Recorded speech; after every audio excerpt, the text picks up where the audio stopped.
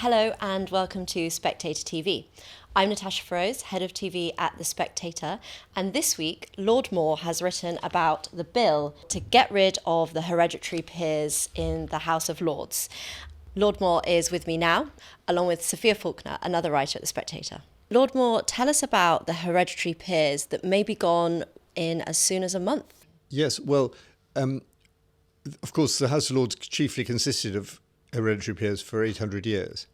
And Tony Blair tried to get rid of the lot in 1999 and failed because he had failed to bring forward his full reform package, which was part of the deal. So he did a deal with the Tories, which kept 92 of them for the time being.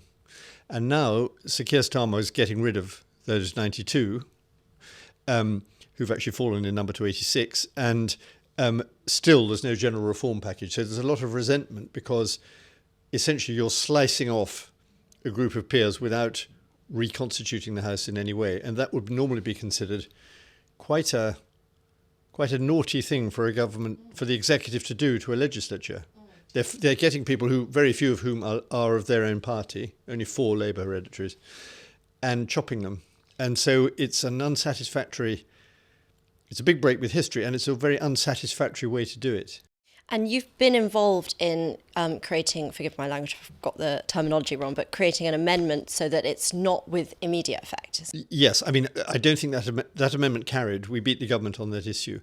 But the chances are the government will throw it back in our faces later. It'll delay things a bit, but what our idea was to allow them to, the hereditaries to not to repeat. So no new person would inherit, but the existing ones would stay until they died or left. So I think they'll say no to that because they had the opportunity to do that, which would have been kinder and more sensible. And I think something or other will go up to the wire. The wire probably won't be the end of this month. It might all take a bit longer. And Sophia, I think lots of people that will be reporting on this will be saying these 92 peers are all white British men, it's hardly the DEI side of the Lords, but some of them have really interesting backgrounds. So yeah, I think that's a really important point you touched on there. The key thing that they bring to the table is, I think, their diversity of experience. As you said, you've got, a lot of them come from finance, military backgrounds, or even agriculture. But then there's also a huge range in terms of you have former Olympians, you have academics, you have artists, you have people who have spent their whole lives committed to public service. But actually, unlike the life peers, they've had many more kind of varied and diverse careers and backgrounds they bring. So I think if you actually look at Keir Starmer's latest list of people he appointed to the House of Lords, of the 30, more than 2/3 were just former trade unionists, former politicians, like MPs, ex-MPs, ex-councillors, and ex-political advisors. Obviously, full disclosure, as a former political advisor, there's nothing necessarily wrong with that. Yeah. But it's nice. It's really important that you have like a more diverse set of people in the room, particularly when you're looking at things like debating legislation. If you just have a homogenous group of life peers, where many, particularly of the ones that Starmer and Labour have been appointing, all have very similar backgrounds, that does kind of impact the contribution that the House of Lords can make to existing legislation. And this was in Charles's piece, but maybe you could explain this, Sophia. For to be a hereditary peer, you have to be elected by their peers. So you wouldn't, for example, would there be any hereditary peers that don't really want to be there? Or are they all there because they would like to have a role in the Lords? Yeah, exactly. So as Charles touched on earlier, when we had the reforms under Tony Blair, and it was agreed that there would be a set number of hereditaries, to take part in that group, essentially when one moves out, there's an election, you have to put yourself forward, and it is the other hereditaries who vote on who gets to take that place. And actually, it's quite a funny quirk that these are the only elected members of the House of Lords, which Starmer is now trying to get rid of. Extraordinary, yeah. I think it's exactly as you said, to go through that process. Many of them have also stood multiple times, often year after year. You have to really want to be there. And I think you can see that in terms of the contributions that some of them make. So one kind of famous example would be the Duke of Wellington.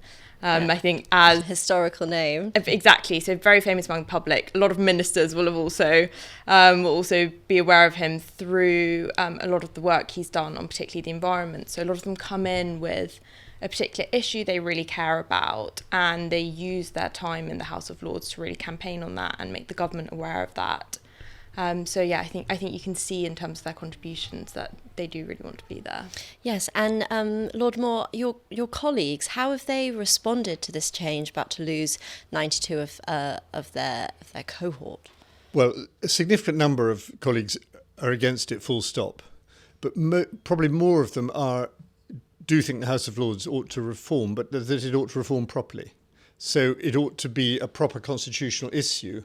And what a lot of them dislike, though obviously if they're Labour, they feel they've got to vote with the government, is they dislike the personal aspect in which you're getting rid of respected colleagues. And they also think it's no way to form a constitution is slicing off the ones you don't like. And it's a serious issue. And at the bottom of it all is this, which is, and nobody can ever resolve this question. OK, you want reform of the Lords. Do you want the second chamber to be strong? If you do, that challenges the House of Commons. Or do you want it to be weak, in which case it doesn't challenge the House of Commons, but maybe it doesn't do much good?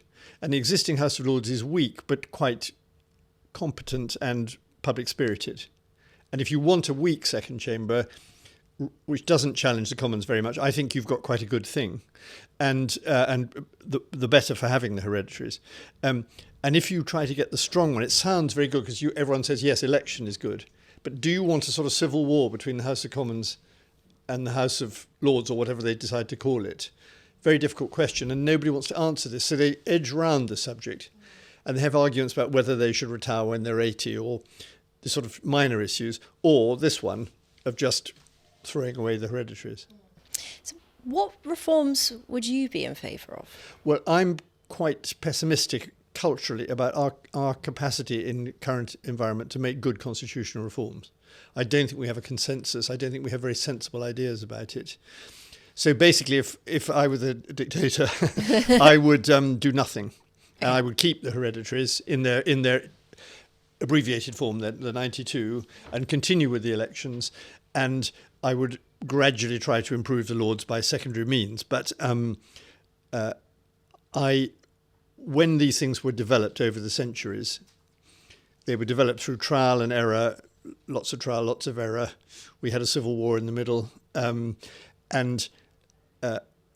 really think reform of the House of Lords is displacement activity for what we ought to be talking about, which is reform of the House of Commons, i.e. how do we get the House of Commons to be a better body that scrutinises legislation better and has a better role for MPs and is less under the thumb of an overmighty government.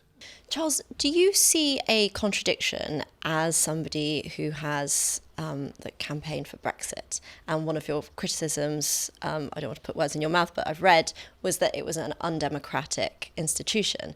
And then you have a situation where you have the House of Lords, nobody is elected there. Can you see the criticisms of the House of Lords are similar to the criticisms that people who wanted Brexit would be? I see the point, but I don't think it's really true, because the House of Lords doesn't govern the country. We have the ultimate authority for why the government is the House of Commons, and most of the government is formed from the House of Commons. So it's very important to understand that the House of Lords is subsidiary, and I wouldn't want it to be anything other than subsidiary. I don't want it to be, the big show. But I think in a traditional society like ours with a lot of history, you build up a body of wisdom and knowledge and process. One thing that's really important about the House of Lords is that things are debated in a courteous way in which you listen to the argument and you scrutinise laws. And that tends not to happen in a sort of purely democratic debating chamber where everybody's getting angry with everybody else. And, we don't go in for all that much point scoring. We're quite deliberate and careful about things. And I feel most of the people are there because, after all, there's very little money in it. Most of the people are there. It's not a career. They're there because they want to help. And that's actually a rare thing in a legislature and well worth having. And Sophia, just on the political party side of things, obviously of the Lords that are going to go, the vast majority of them are Conservative hereditary peers. So which parties will win out of this? Presumably Labour, because it's Keir Starmer's policy. Yes, so you're absolutely right. Just over half are Conservative. And that's part of the reason why this is so controversial, because, as much as Labour try and say, this is just about finishing Tony Blair's reforms, actually it has quite a significant impact in terms of the political makeup of the House of Lords. Only 4 Labour hereditaries will go, 4 Lib Dem hereditaries, but there will be 44 Conservatives who go.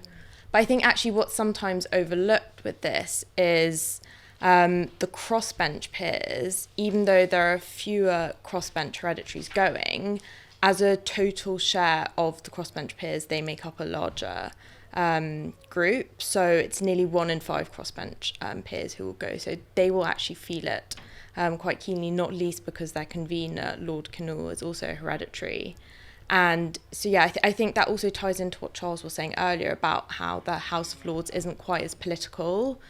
And I think that's partly because you have a kind of broader group of people, not all of whom are tied to political parties. If you now move to this system where, you just have the political parties putting people in, as we were discussing earlier, where you have people like Starmer putting in a large number of just ex-MPs, ex-councillors, ex-trade unionists. Which has been a huge criticism of the Lords already, cronyism, people exactly. Their friends. Yeah. And you just end up in a position where you end up with more kind of partisan political point scoring and less of the scrutiny that I think the House of Lords is now known for. I think Sir Keir's put in pretty much as many new peers in less than a year as are leaving from the Conservatives, because of the hereditary bill. So he's really moved fast already.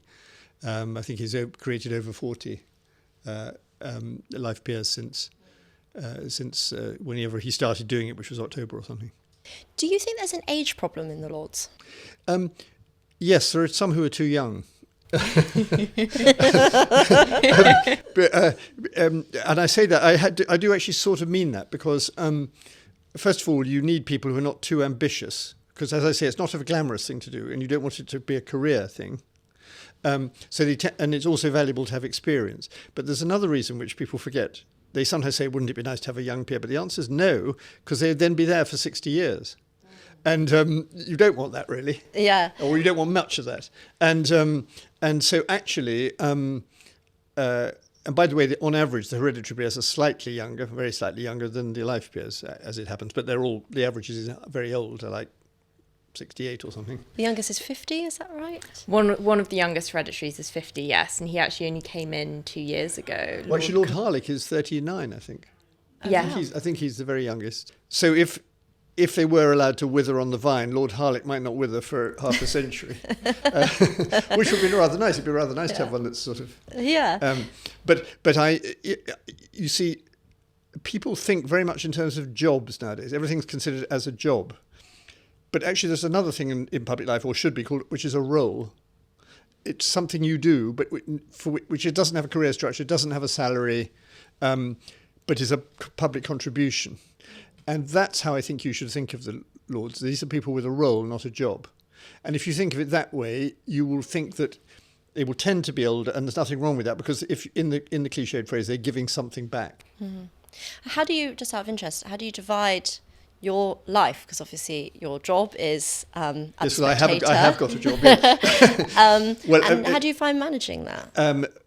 It's not totally easy, but it is quite complementary. It's not totally easy in terms of time management, but it is quite complementary, because both the role and my job are concerned with public affairs. So I hope that as one of the effects of being a peer is to understand more about public affairs than most journalists do. And I hope that can, and being a journalist, I hope can contribute some things to the House of Lords. So I hope it can help both ways. I certainly find it looking at it selfishly. I really like going, I see the House of Lords, it's like being in a university for old people. So you walk down the corridor and there's always somebody who knows a lot about something that's worth hearing, finance, agriculture, science, law, all sorts of things, diplomacy, and we all need to know more about those things, and we need to hear people who know about them. And one of the strange things about Parliament nowadays is that we in the media have almost given up covering it. So believe it or not, there's actually quite a lot of good people and good things go on in Parliament, almost totally unknown to the... And unscrutinised. Yes, and all the bad things are rather unscrutinised too. So one thing that happens very much now is laws are rushed through the House of Commons, very badly drafted and not properly debated. And the Lords find themselves in a sort of backstop to prevent the worst of that, and we do quite a good job in that way. But really, it's got very, very bad now in the Commons. And when people say, it's the mother of Parliament and all that stuff, it's a mother who's had her sort of legislative children taken away from her. I mean, it's too much control by the executive. Well, I think you saw that with the sister dying, where people were totally shocked to find out that it was just getting a few hours of debate in the Commons. And you would have thought there was such a significant change that a lot more time would be spent on it. It's a very good example, and it's an example which people did listen to because they then realised they needed more debate. And very often when you open up an issue, you realise how difficult it is. So the pro-assisted dying people were hoping to sort of get that through on the nod.